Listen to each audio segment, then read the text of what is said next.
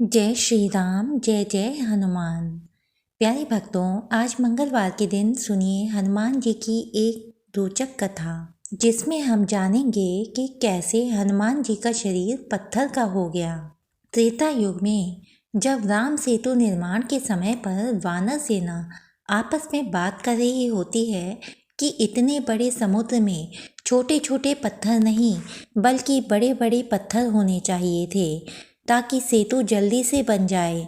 हनुमान जी इस बात को सुनकर पर्वत लाने के लिए उड़ान भरते हैं। रास्ते में गोवर्धन पर्वत देख वहाँ पर रुकते हैं और गोवर्धन को जैसे ही छूते हैं तो उनका आधा शरीर पत्थर का बन जाता है। गोवर्धन गुस्से में हनुमान जी से कहते हैं, अरे बंदर, तूने मुझे छुआ कैसे? तब हनुमान जी हाथ जोड़कर विनम्रता से कहते हैं, चाहूँ तो मैं तुम्हें एक झटके में उखाड़ देता, परंतु श्री राम के सेतु निर्माण कार्य के लिए मैं तुम्हारी सहायता मांगने के लिए आया हूँ। श्री राम का नाम सुनते ही गोवर्धन आज्ञा दे देते हैं। अब गोवर्धन पर्वत को हाथ में लिए हुए जब हनुमान जी वापस चले आ रहे होते हैं तो उन्हें पता चलता है कि सेतु निर्माण का कार्य पूरा हो गया है। तो बीच रास्ते में ही गोवर्धन पर्वत रख उन्हें पूरी बात बताते हैं और उनसे माफ़ी मांगते हैं। तब गोवर्धन हनुमान जी से कहते हैं, मैं तुम्हें इसी शर्त पर माफ़ करूँगा कि तुम मुझे वचन दो कि प्रभु श्री राम सिर्फ एक बार ही सही परंतु मुझे स्पर्श जरूर करेंगे। हनुमान जी वचन दे देते हैं।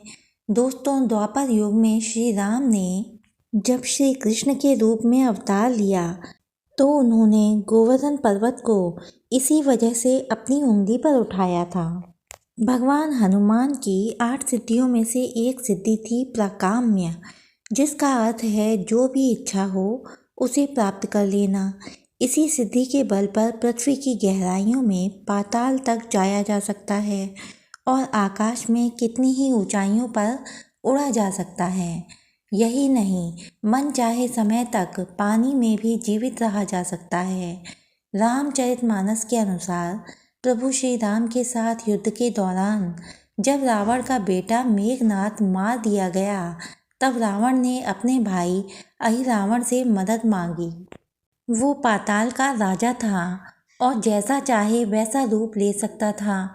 उसने श्री राम और लक्ष्मण का अपहरण करने की साजिश रची और इसके लिए अहिरावण ने रात का वक्त चुना जब पूरी वानर सेना सो रही थी।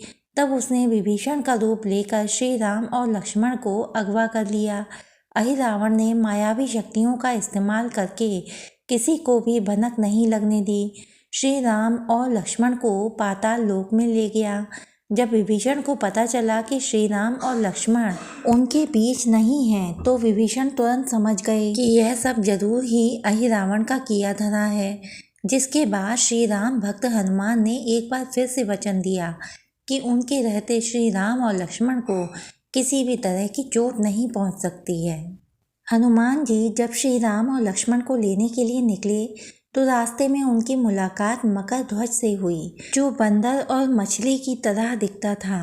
पूछताछ करने पर मकरध्वज ने कहा कि वह हनुमान जी का पुत्र है और वह तब पैदा हुआ था जब हनुमान जी ने लंका जाने के लिए समुद्र पार किया था।